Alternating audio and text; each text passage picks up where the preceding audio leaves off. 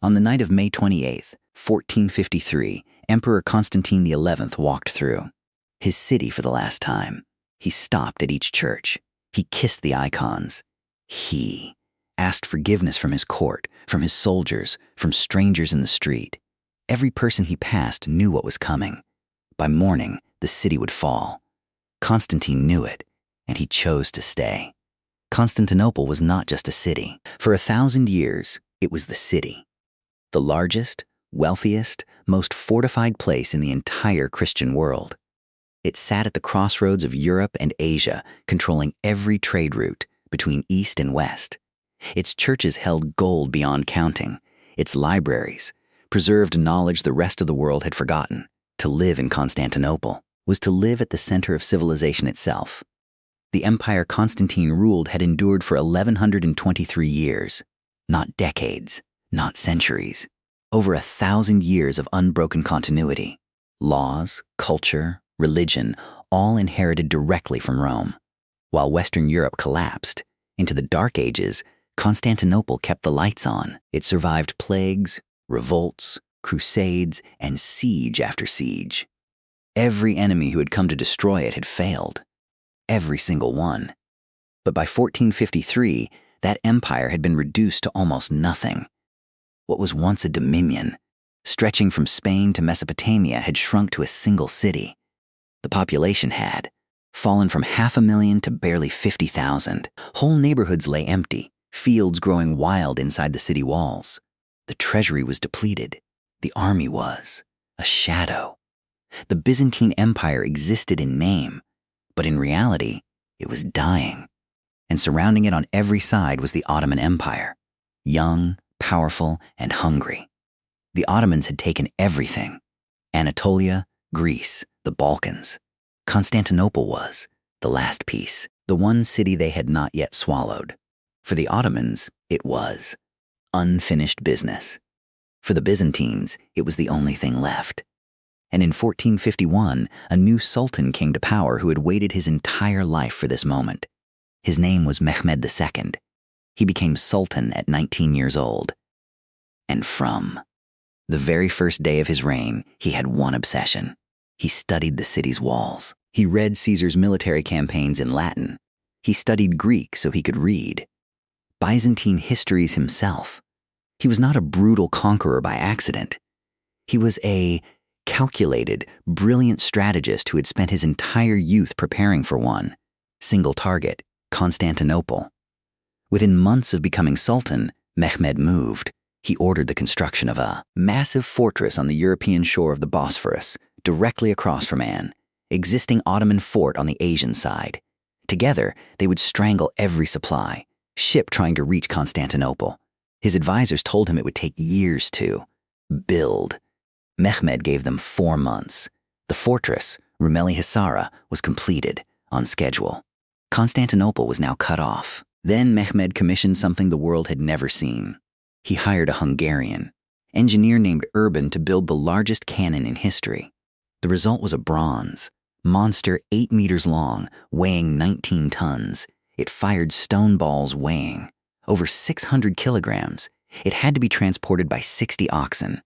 When it fired, people reported hearing the explosion from 40 miles away. Mehmed called it the Basilica. He had 12 of them cast. The walls of Constantinople had never faced anything like this. By April of 1453, Mehmed had assembled an army of 80,000 soldiers outside the city.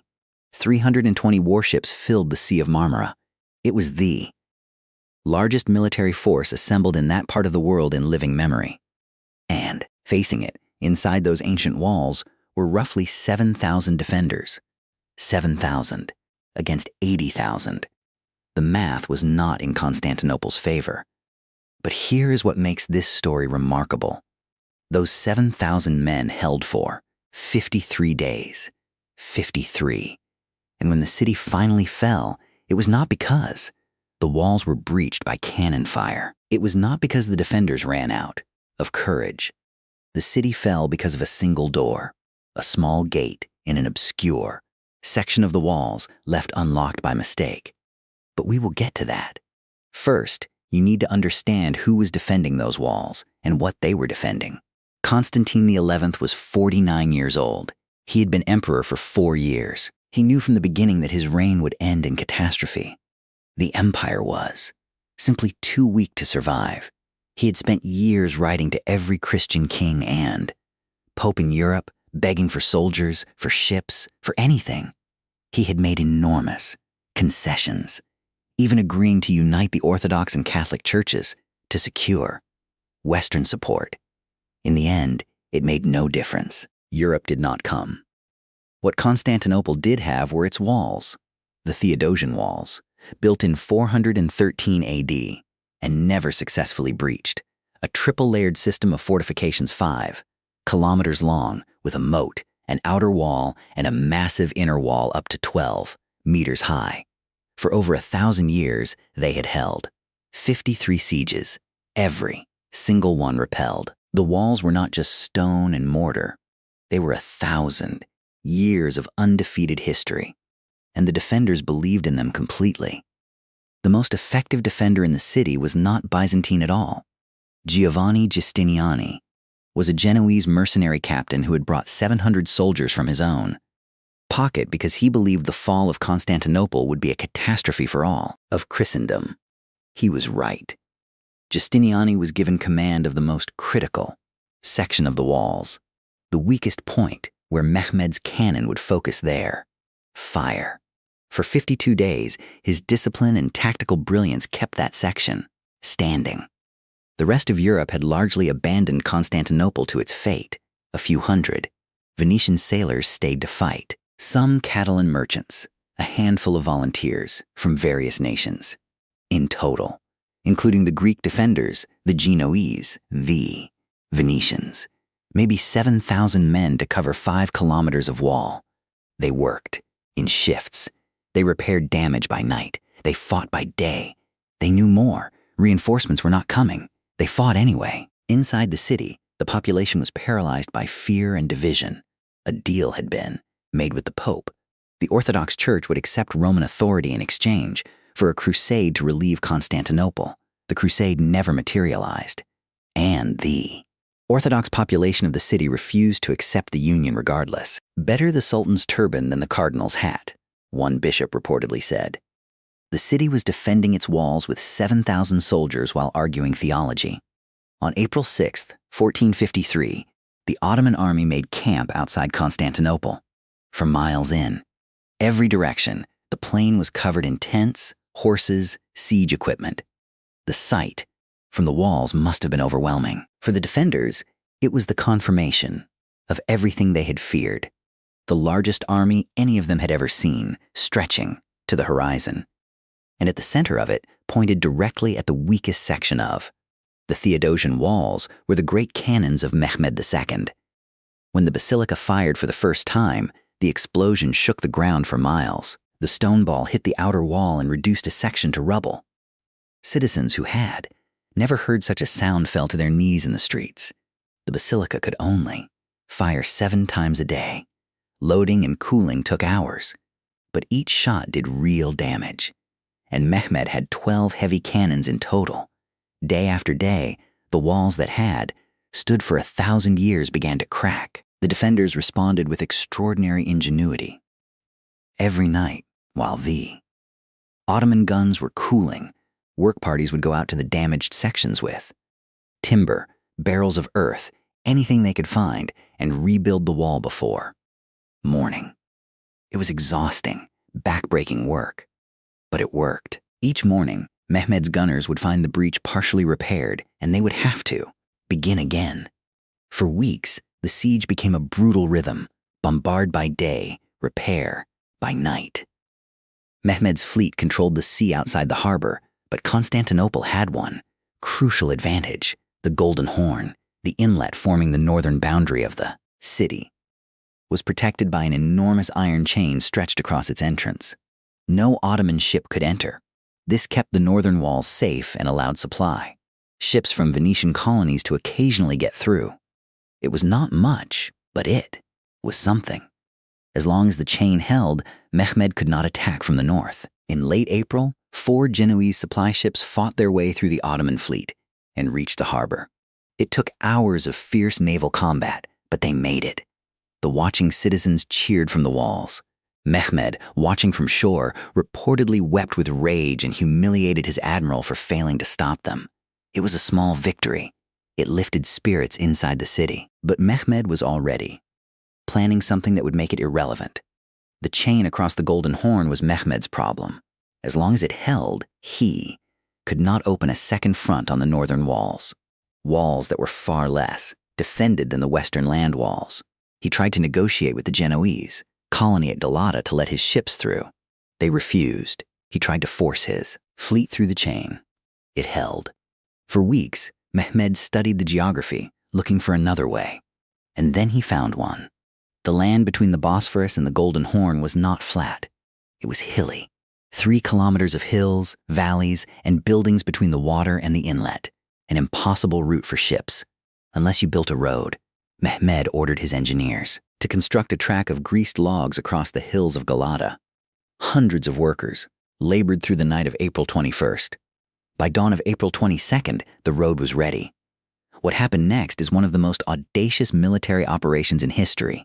70 Ottoman warships were hauled out of the Bosphorus, placed on wheeled cradles, and dragged by oxen, by ropes, by hundreds of men, over the hills and down into the Golden Horn. Each ship took hours. The whole operation took one night. By morning, 70 fully armed warships sat in the waters of the Golden Horn, behind the chain that was supposed to keep them out. The defenders on the city walls woke to an impossible sight. Ottoman warships inside the harbor. The chain had not been broken. The fleet had simply gone around it.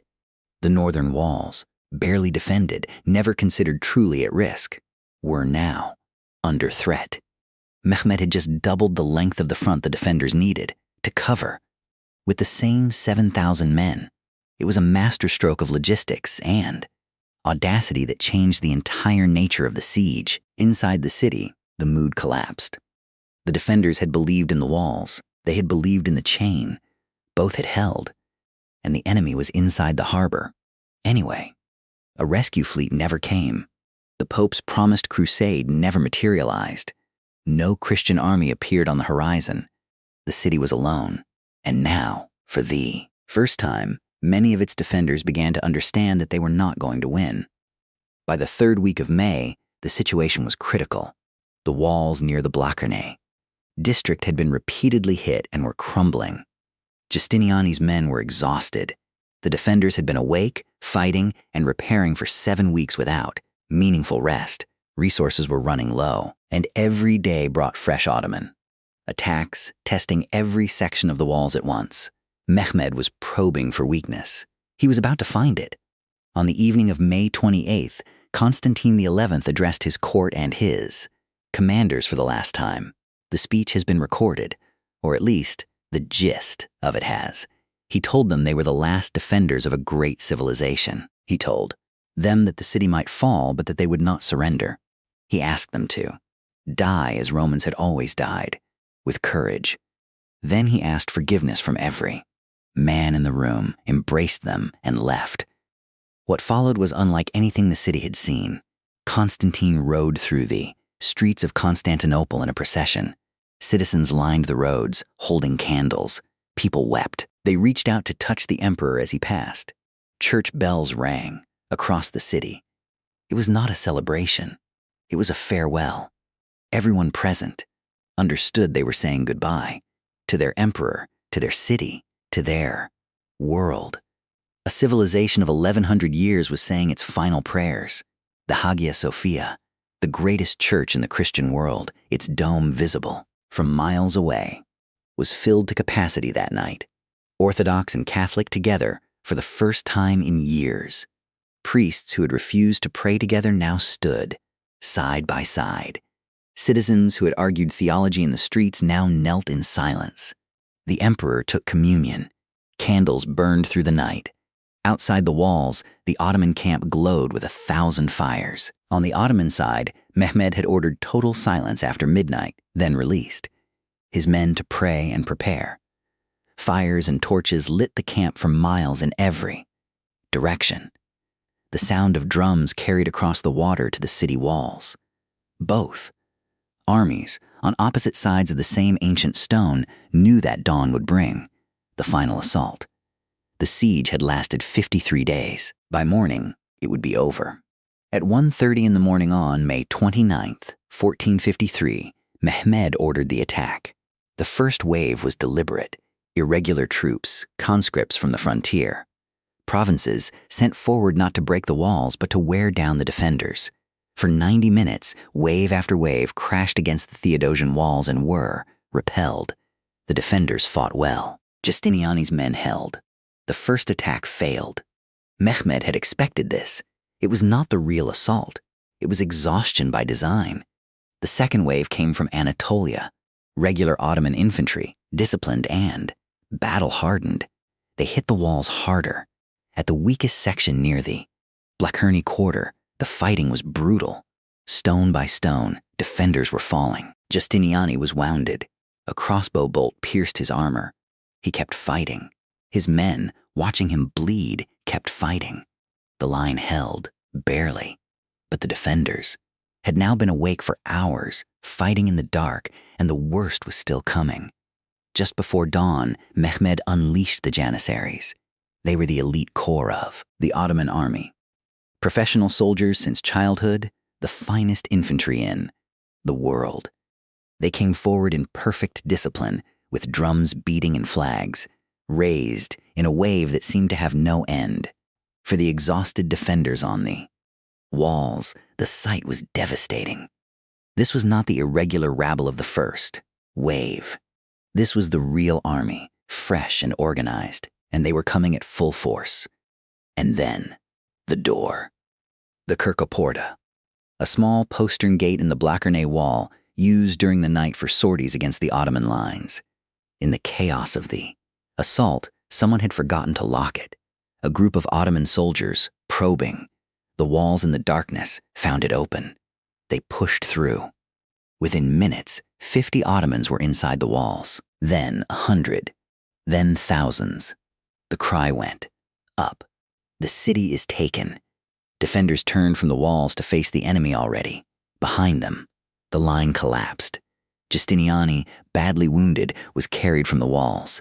His Genoese soldiers, seeing their commander taken away, began to break. The Byzantine troops beside them, exhausted and suddenly surrounded, broke too. In minutes, the organized defense of Constantinople, held together for 53 days against impossible odds, simply disintegrated. The Ottoman flags appeared on the walls. The city that had never fallen was falling. When Constantine XI saw the walls broken and the Ottoman banners rising, he did something extraordinary. He removed his imperial regalia, the purple robes, the insignia of the Emperor of Rome. He took off everything that marked him as emperor. And then he charged into the fighting with a sword in his hand. He was last seen near the Kirkoporta gate, fighting on foot, surrounded. His body was never found. The last emperor of Rome simply vanished into the battle. By 10 o'clock in the morning on May 29th, 1453, it was over. Ottoman soldiers stood on the walls of Constantinople. The flags of Mehmed II flew above, a city that had held against every enemy for 1,100 years. The streets were chaos. Some citizens fled, some hid, some fought, some simply sat and wept. Mehmed had promised his soldiers 3 days of looting. He stopped it after one day, having realized that destroying the city he had conquered served no purpose.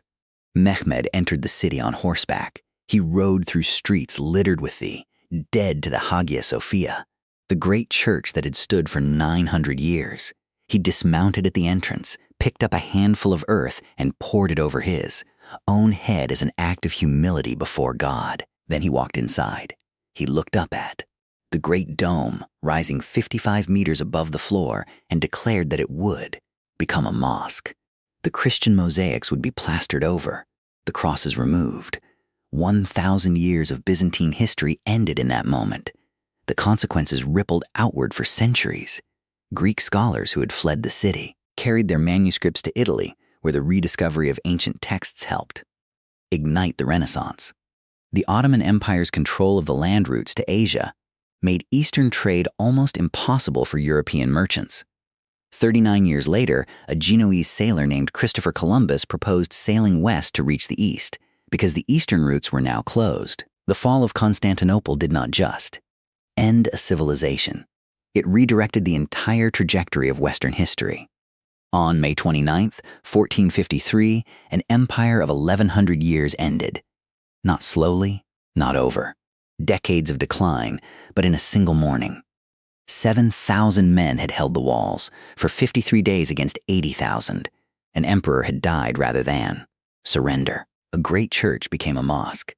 And the world that came after, the Renaissance, the age of exploration, the modern map of Europe and the Middle East, was shaped by what happened in that city on that day. An empire does not simply end. A world ends, and a new one begins in the dust.